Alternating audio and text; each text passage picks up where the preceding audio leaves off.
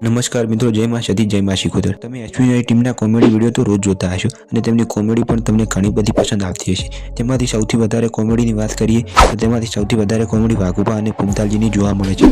તો તમને એવું લાગતું હશે કે એસપીની ટીમમાંથી તેમની કમાણી વધારે હશે। શું છે હકીકત એ આપણે જાણીશું અને એ પણ જાણીશું કે તેમની એક મહિનાની કમાણી કેટલી છે।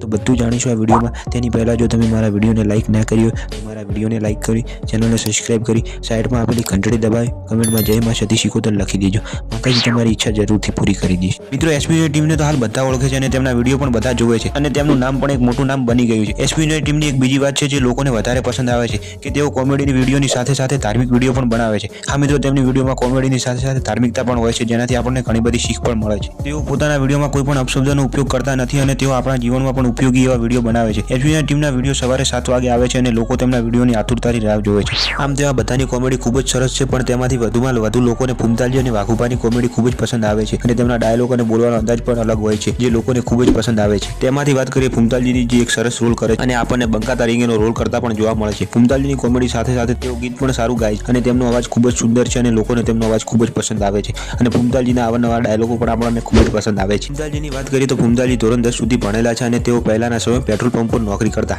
અને પોતાનું ઘર ચલાવતા હતા। આમ ત્યાર પછી તેઓ વિડીયો બનાવવાનું ચાલુ કર્યું અને આપણા મોટા કલાકાર થઈ ગયા। તેમની સાથે સાથે વાઘુબાની કોમેડી પણ લોકોને ખૂબ જ પસંદ આવે છે અને તેઓ વિડીયોમાં દારૂડિયા તરીકેનો રોલ કરે છે અને લોકોને તેમની કોમેડી ખૂબ જ પસંદ આવે છે। મિત્રો, જ્યારે વાઘુબા અને પુમતાલજી એક સાથે રોલ કરે છે ત્યારે તેમને કોમેડી જોવાનો ખૂબ જ મજા આવે છે। મિત્રો, હવે તમને એવું લાગતું હશે કે તેઓ આટલી બધી સરસ કોમેડી કરે છે અને લોકોને પણ તેમની કોમેડી ખૂબ જ પસંદ આવે છે અને વાઘુબા અને પુમતાલજીના લીધે તેમની અડધી ચેનલ ચાલે છે, તો તમને એવું લાગતું હશે કે તેમને વધારે પૈસા મળતા હશે અને બધા કરતાં તેમની મહિનાની કમાણી ખૂબ જ હશે। તો મિત્રો, આવું કશું પણ નથી અને તેમની ટીમમાં એવો કોઈ પણ ભેદભાવ રાખવામાં આવતો નથી। મિત્રો, આપણે તેમની કમાણીની વાત કરીએ તો એસપીઆઈ ટીમમાંથી તેમને એક મહિનાની કમાણી વ્યૂ પર હોય છે અને તેની ચેનલ ઉપર હાલ 3 મિલિયન સબસ્ક્રાઇબર થવા આવ્યા છે અને તેમના એક વિડીયોના વ્યૂઝની વાત કરીએ તો તેમને રોજ 9 થી 10 લાખ વ્યૂ આવે છે। હા મિત્રો, 9 થી 10 લાખ લોકો તેમનો રોજનો વિડીયો જોવે છે। તો મિત્રો, આ પ્રમાણે હિસાબ લગાવવા જઈએ તો તેમના એસપીની ટીમમાંથી એક મહિનાની કમાણીની વાત કરીએ તો તેમને એક મહિનાની એસપીની ટીમમાંથી 30 થી 35 લાખ રૂપિયા તેમની કમાણી છે અને બીજી પણ તેમની ચેનલો છે। જો આ બધી ચેનલની કમાણીની વાત કરવા જઈએ 50 થી 70 લાખ રૂપિયા છે।